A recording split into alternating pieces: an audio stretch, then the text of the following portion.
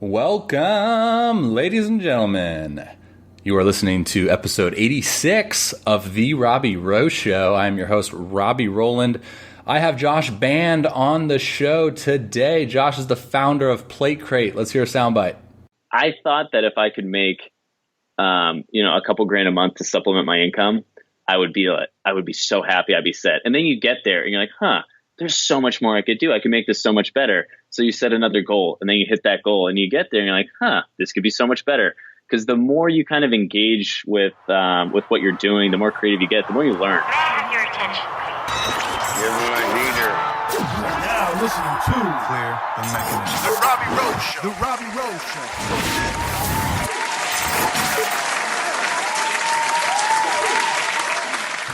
Yo, what's going on, guys? It's your host, Robby Rowland here from The Robby Rowe Show. I have Josh Band on the episode today. Josh is the founder of Plate Crate. If you guys do not know anything about Plate Crate, they're a monthly subscription box of all of these cool little baseball things that they literally put in a crate, ship it out to you guys if you sign up for their subscription. Super cool idea, super cool company, and super cool dude getting to talk to Josh today. We even mentioned on the show, it was like our first conversation ever, but I do that all the time with podcasting and I love it. But Josh and I talk about his background. He actually played in the same independent baseball league that I did at one point in my career, and just super cool. I think we spent like the first 10 minutes of the episode just going back and forth about what Indy ball kind of teaches you, and baseball and its pure beauty. Josh is actually a fellow baseball nerd, so love nerding out about the game of baseball. If you're a baseball nerd as well, this is going to be the episode for you.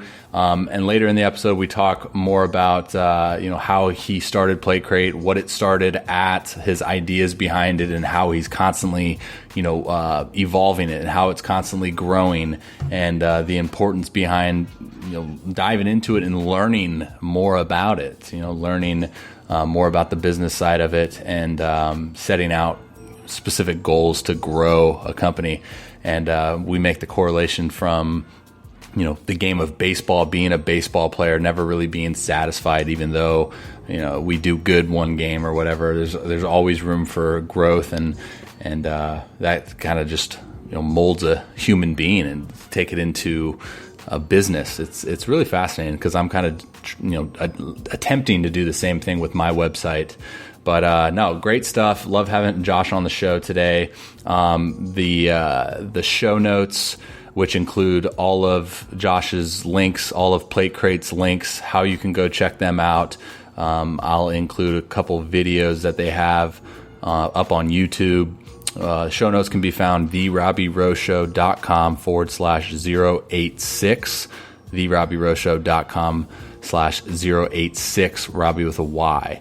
Head over to the show notes and learn more about Plate Crate and what they're doing, and the cool things that they could potentially provide you. If you're new to the podcast, be sure to hit that subscribe button on the show. Don't want to miss out on any educational baseball content. I'll be producing multiple episodes a week. I'll try to have at least one guest per week on the show, and a couple episodes per week of what I call my pitching talk segment, where I take a particular subject and I further elaborate on it. My last subject was, should you play in showcases? If you're a youth athlete, should you go out to these showcases and pay money to go potentially get seen? So you can check that out. That could be found at therobbyroweshow.com as well. That's my website.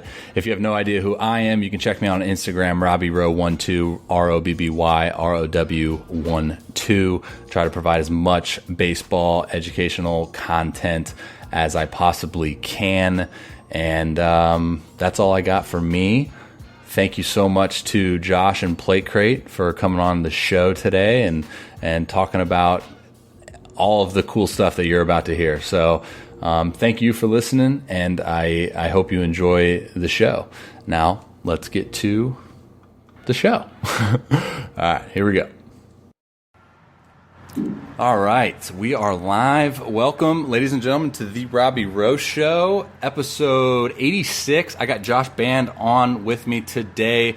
Josh, How you doing, man? You said the cold brew machine's working. Good day. Happy Monday. Thanks for coming on. Welcome to the show. Yeah, everything's good. Yeah, like we said before, you press record. The cold brew's working, so nothing else can go wrong this week. But yeah, I'm super happy to have a conversation with you, and yeah, I'm excited. Heck yeah, dude. I gotta ask, man. Are you a Starbucks or a Dunkin' guy? So not a Dunkin' guy. I grew up in the Boston area. Yeah, it's split. We're very split up here.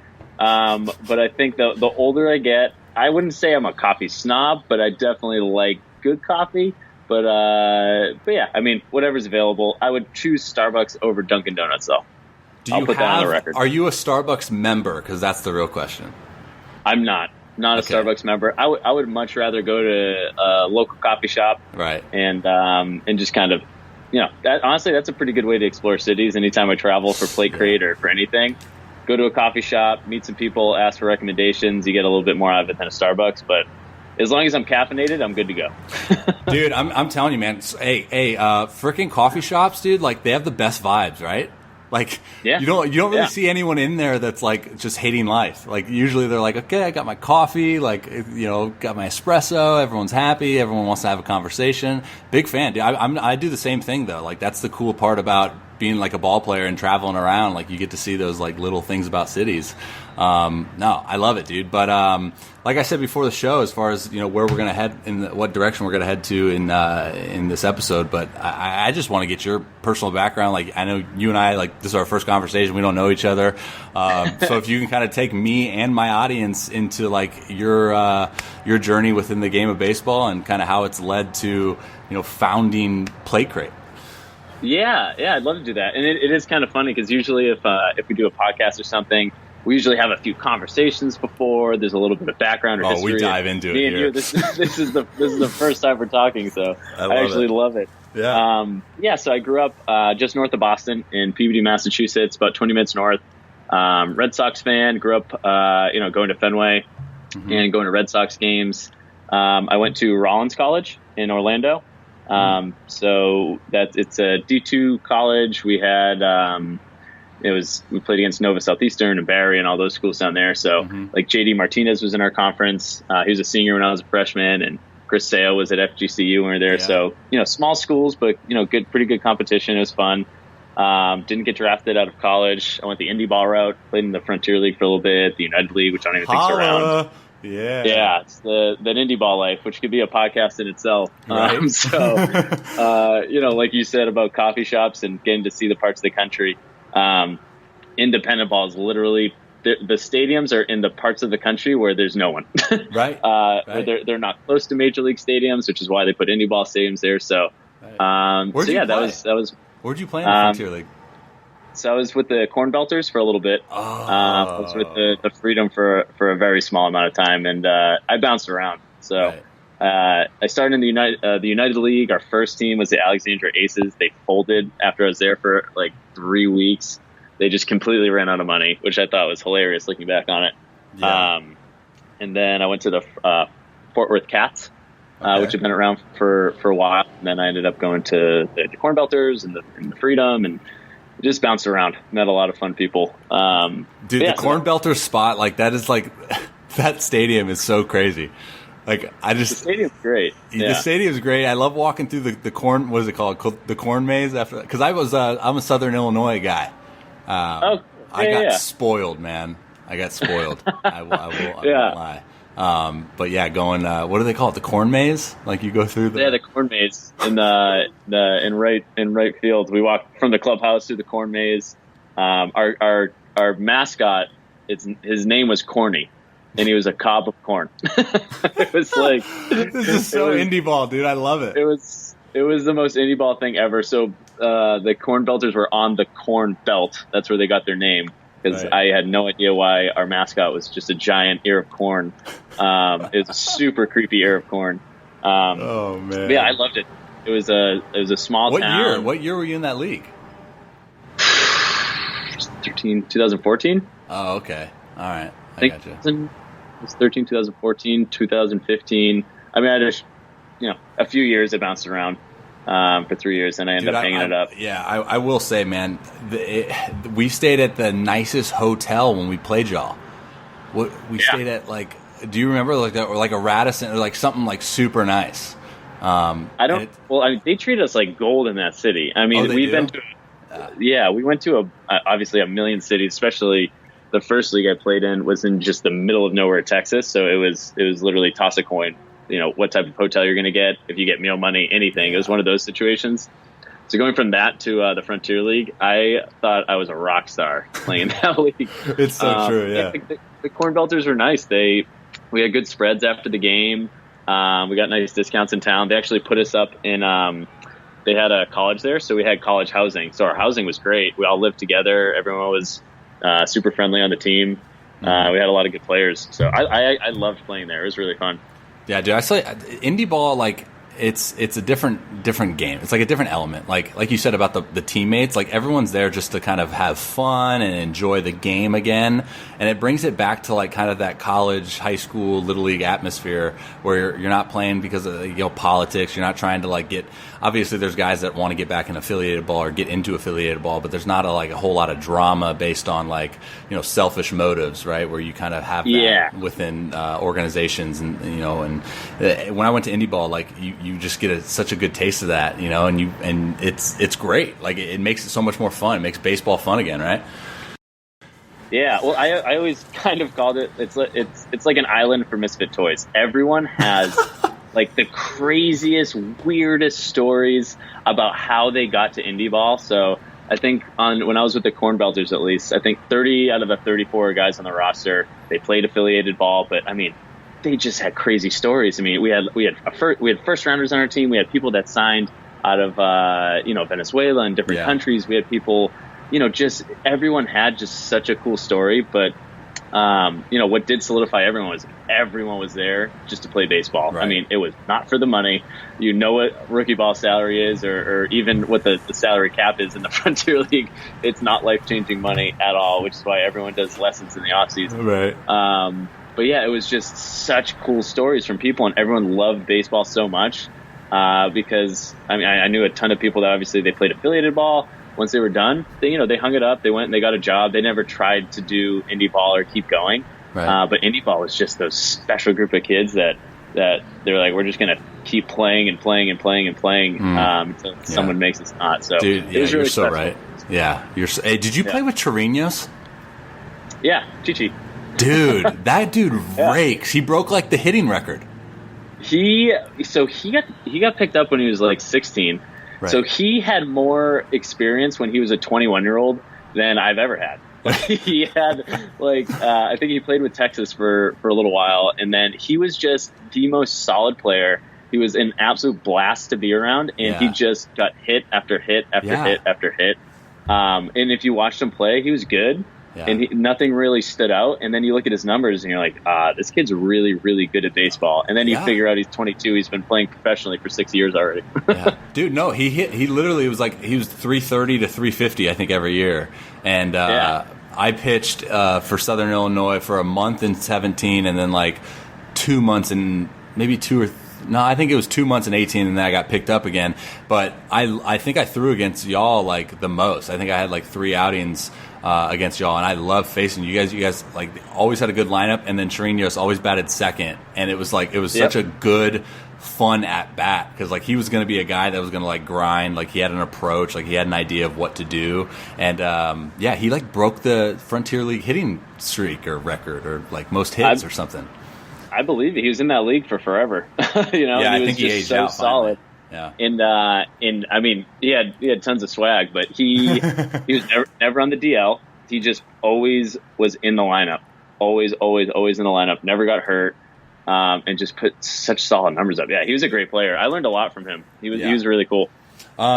So yeah, dude, let's we need to dive in. All right, so like, what is the story, dude? Like, okay, so you're the founder of Plate Crate. For my audience, if you guys have no idea what Plate Crate is, I will link all of this that we talk about in the show notes for you guys to head on over and check it out. The show notes can be found therobbyrosshow.com/086. So Josh, dude, take us in, man. What is that background story of how does that come about? founding a freaking company, dude. Like, that's so crazy to me.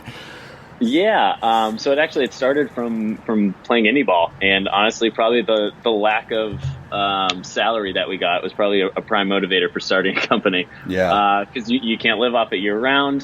In the off season, like a lot of guys, I did tons of lessons and camps and coaching and personal training, and up in the Northeast. I don't know where you from, Robby? I'm Mars mostly. Mars. No, I'm a Northern California kid, but like, I mean, I obviously by playing, you go everywhere, Yeah, I hear you. But yeah, being in the Northeast, I used to shovel snow, pour concrete, like anything to make it work in the off season, just so I could get back and kind of do another year. So I always had side businesses. I always had kind of like little hustles. I always knew I was going to start something. I just didn't know what or when, but it was one of those just Googling sessions. I said, you know what, subscription boxes were kind of getting hot. Birchbox was out, all these different boxes, and I really loved the business model. I've always loved reading my business books and listening to my business books and podcasts and everything before I had anything. And I said, this is kind of cool. I wonder if there's a baseball box. I Googled it. I was like, this is really weird. Baseball is such a popular sport. I'm surprised no one's done a subscription box for it yet. And that was in I probably had the idea in 2014. Nothing happened with it because I was playing baseball. And then 2015, I decided to make a run at it in the off season.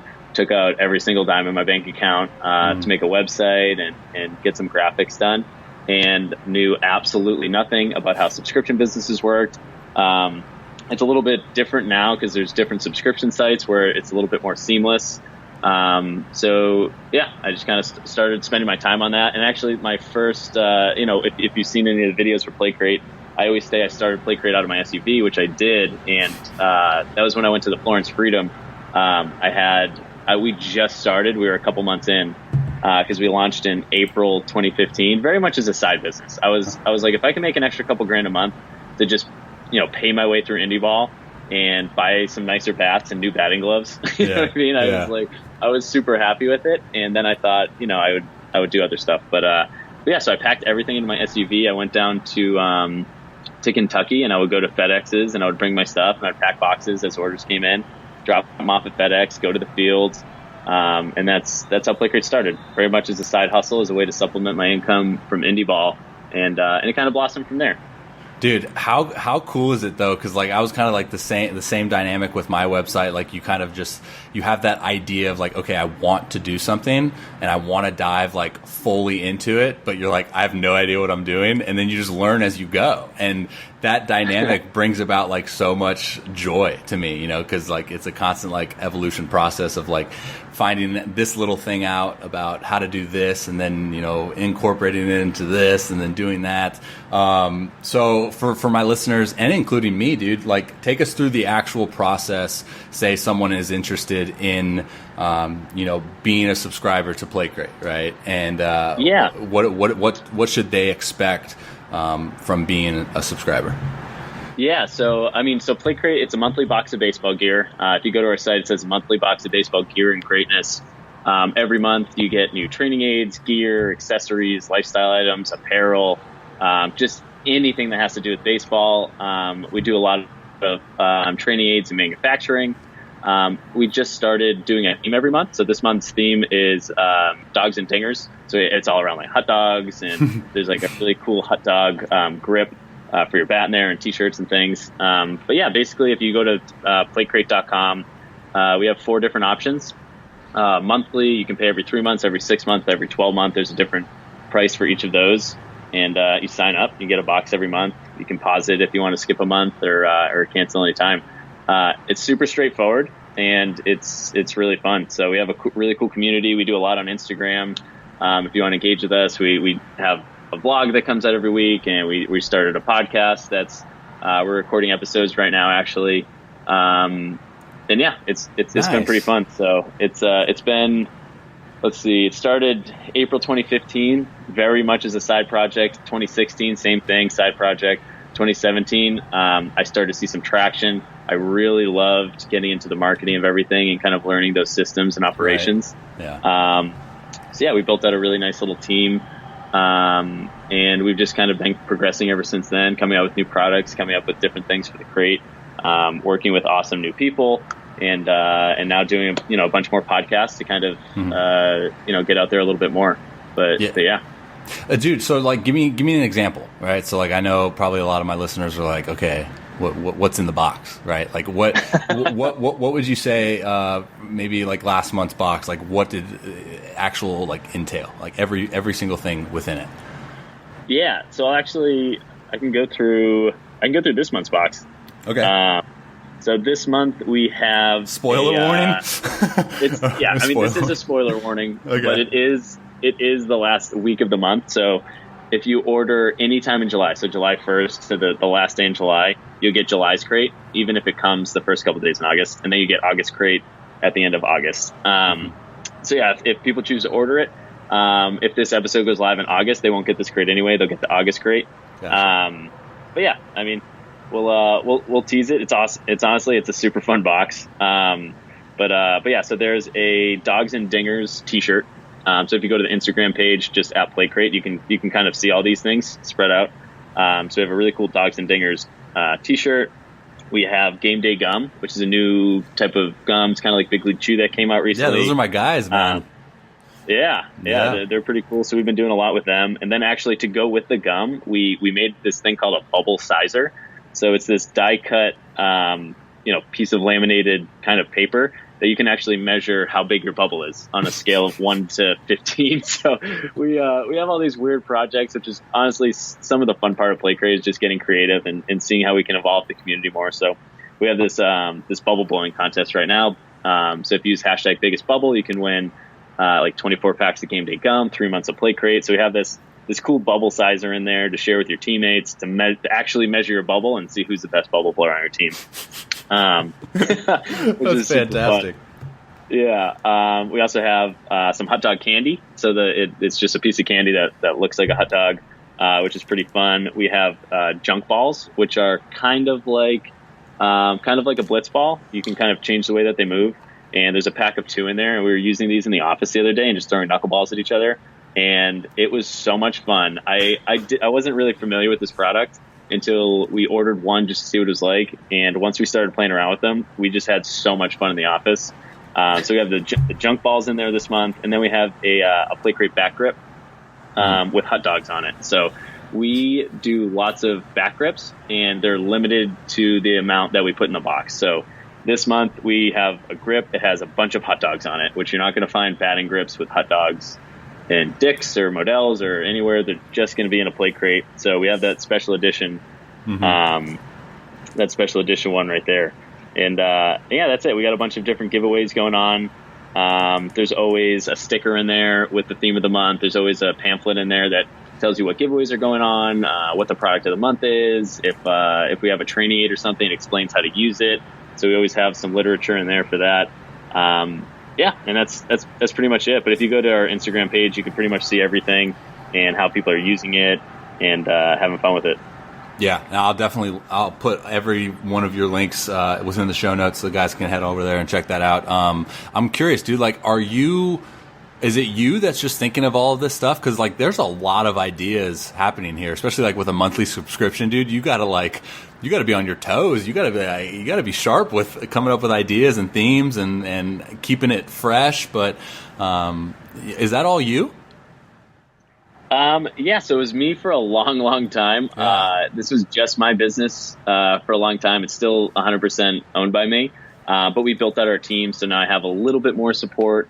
But yeah, the creative aspect is me. You know, I was a baseball nerd. You know what I mean? I was the guy in the batting cages. My first job was mopping floors at a batting cage so I could get tunnel time. So I was just a baseball nerd growing up. I worked in baseball retail. Which is kind of why I gave myself permission to start this company. It was because I knew baseball retail. I knew how much things cost. I knew how to get supplies. I knew how to resell them. Because I worked in a batting cage called Extra Innings. I'm not sure if you're familiar with it over there. But there's about 50 of them. And the first one was basically a couple miles from me. So every day I just lived there. I went to every camp, big baseball nerd. So that's part of the fun part about Play Crate is it's not, I've played baseball. I've seen it at a bunch of different levels and all over the country and from the retail side. And yeah, it's, you know, when I ask kids and players what they want, they'll give me very, very straight up answers. We want this grip. We want this glove. We want this. But it's my job to give them something that they never would have thought of. And that's kind of the fun of Play Crate is I'm sitting here all day thinking of things with my team and seeing what we can do and seeing what we can create or manufacture or do something that, you know, baseball players might not have thought of. It's not available in Dick's. It's not available in Modell's. So we want to bring something new and fresh just so people can engage with the game on a monthly basis and kind of take that passion for baseball one step further off the field into their houses, something they can share with their family and their teammates and just add on to their passion. Dude, that's freaking great, man. I'm like the same way. Like it's so cool. Like waking up every morning though, and like, what idea am I going to come up with today, right? Like it's kind of like the same over on my end as far as like content creation. Like what can I produce today? Like what can I publish today? Like that's the beauty I think of it, you know. Like not to get like super nerd and philosophical on us, but like it's cool like to have, you know, an outlet to express your ideas. I'm curious, man. Like let's totally rewind it all the way back to like when it's kind of first starting out and you're driving to Kentucky with your going to FedEx and stuff. Like, could you envision where it's at now? You know what? It's one of those things, and I know you're going to agree with me on this. Is you know, I thought that if I could make you know, a couple grand a month to supplement my income, I would be so happy. I'd be set. And then you get there and you're like, huh, there's so much more I could do. I could make this so much better. So you set another goal, and then you hit that goal, and you get there and you're like, huh, this could be so much better. Because the more you kind of engage with what you're doing, the more creative you get, the more you learn. And the more you learn, the more you realize what's out there and how much you don't know. You know what I mean? So after doing this for 4 years, and you know, the way that I like to learn is through books. I love books. I'm a book nerd. I listen to books on tape and read my books. That's just kind of the medium that I enjoy. Yeah. Same thing with podcasts. I love my podcast. But you know, the more that you know, the fun part about Play Crate is obviously that it's baseball, and I love baseball. I've been involved with baseball my whole life, but it is definitely an awesome creative outlet. And there's so many ways you could go about it. It's not just me sitting around putting products in the box. It's, you know, how do we collaborate with people? How do we market this product? You know, you can learn, you know, Facebook ads and email marketing, and we do lots of manufacturing. We have a company called Bandit Sports that we put in the box as well.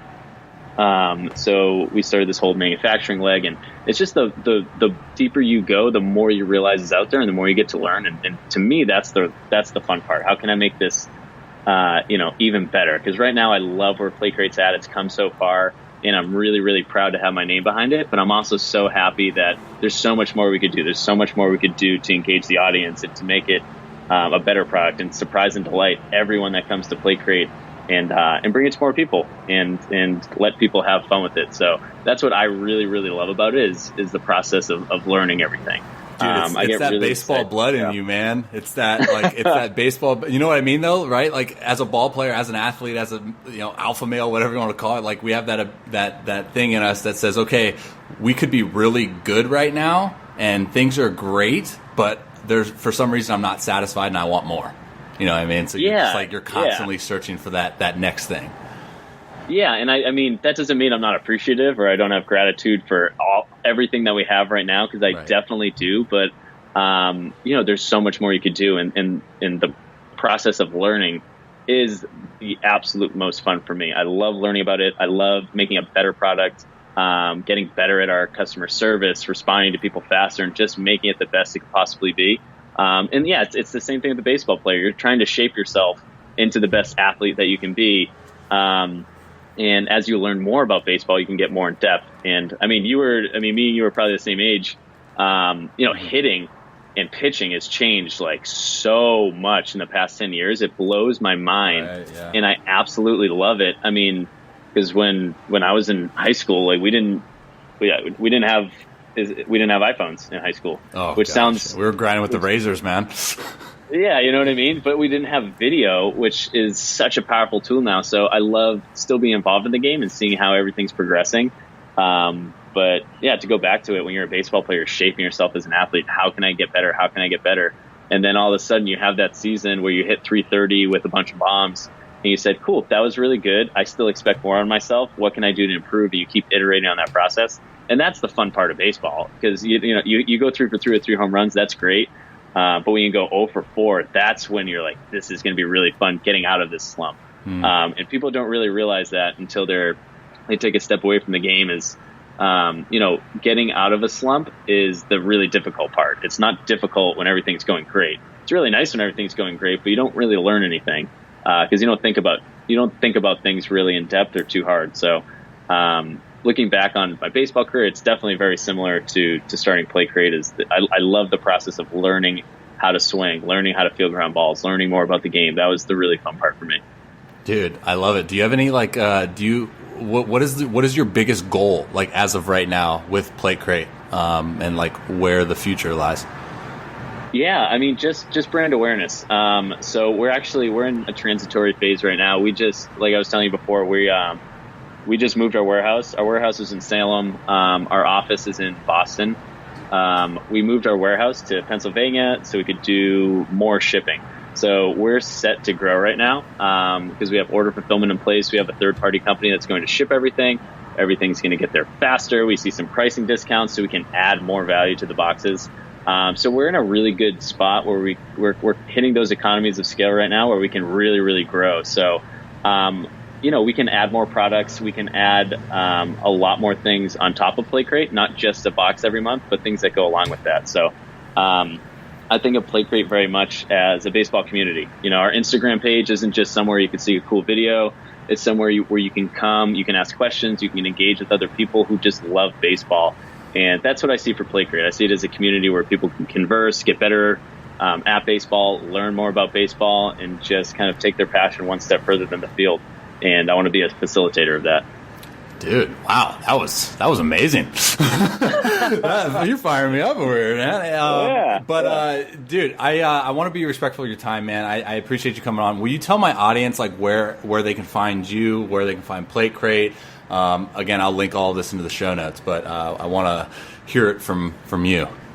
Yeah, absolutely. So I would say, follow us on Instagram. It's just at Plate Crate, PLATECRATE. You can always shoot us an email, info@platecrate.com. We'll respond super fast. In our websites, www.platecrate.com. And check it out. Literally DM us on Instagram, we'll respond. Email us, we'll respond. We want to hear from you. We want to hear your thoughts. We want to engage with you.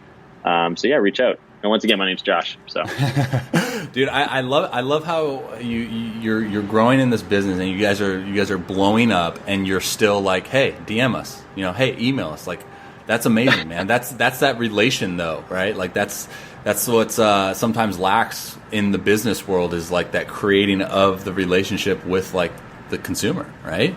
Yeah, and honestly, there's hundreds of thousands of baseball players, but the ones that we're going to connect with are the diehards. They're literally me when I was in high school or middle school, where I was just looking for a community to engage with and just talk about baseball and just nerd out about gloves and bats and new hitting techniques and everything. And that's what Plate Crate is. It's a place where you can nerd out about baseball and engage with people that are like you.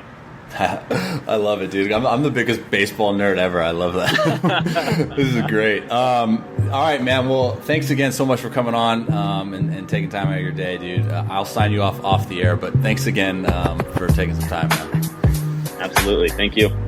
All right, guys. Thanks for tuning in to today's episode. Again, the show notes for this episode can be found therobbyroeshow.com/086. I highly encourage you guys to check that out, where you'll find not only Plate Crate, all of their links, all their social links and all of that stuff, but you'll also find all of the Robby Rowe Show sponsors, including Pocket Radar, Velo Pro Harness, Oat Specialties, Jaeger Bands. All of those sponsorships have been nice enough to include potential discounts for Robby Rowe Show listeners. So go check that out on the show notes, therobbyroeshow.com/086. You can scroll down on that page and you will find an area where it says baseball products discounts. Go check it out if you're interested in getting any of those products at a discounted rate. All right, let's do this now. Let's subscribe to the Robby Rowe Show podcast if you have yet to do so. Oh, also, let's do this too. not only are you going to subscribe, but how about leaving a review, a written one too? Dope. Much love. God bless. See ya.